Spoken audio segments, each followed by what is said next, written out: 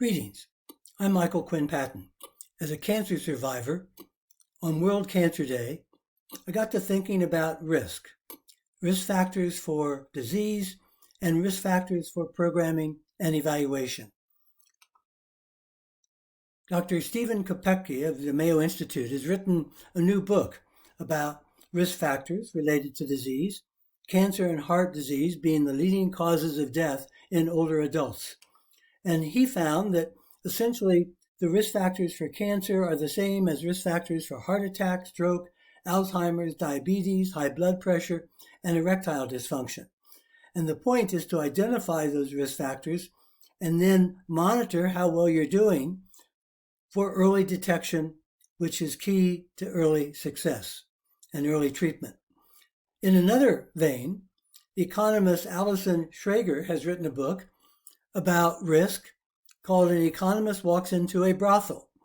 She looks at risk among prostitutes, among paparazzi, in the stock market, poker players professionally, thoroughbred racehorse breeders, and paparazzi, among others, and finds that people really aren't very good at assessing risk, especially ordinary people, which is part of the explanation for resistance to the vaccination during the pandemic, poor risk assessment. Well, as an old guy, let me take you back a bit to the history of risk assessment in evaluation.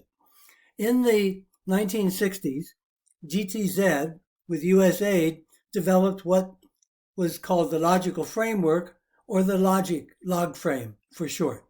And that gave rise eventually to logic models.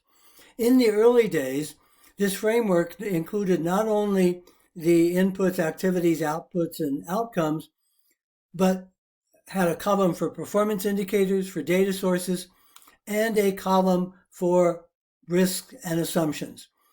I think this went out of favor and stopped being done because it wasn't thoughtfully done.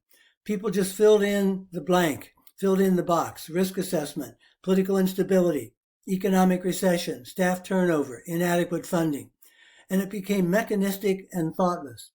The point about risk assessment is to do it seriously, do it contextually, set up a monitoring system to pay attention to risk, to early detect problems when they can still be solved.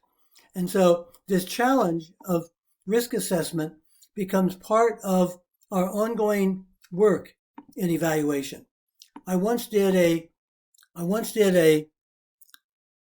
work with a program where we looked at risk factors using disease risk as an analogy for assessing evaluation and programming risk. So a risk for cancer and heart disease is heredity, genes, family history. A risk for programming and evaluation are historical weaknesses in the organization that may foretell future problems.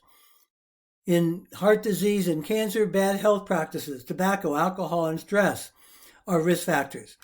In the world of programming and management, evaluation, bad management practices are foretellers of problems. Hardening of the arteries becomes hardening of perspectives and habits in programming and evaluation.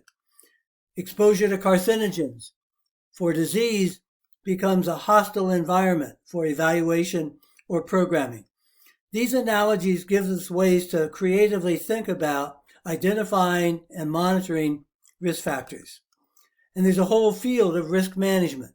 What do you ignore and avoid? What do you accept and reduce? What do you transfer and exploit? And so risk analysis, risk attention becomes one of the skill sets, mindsets to improve evaluation and evaluation use. I'm Michael Quinn Patton, and that's my riff on evaluating risk on World Cancer Day. Celebration to all my fellow survivors.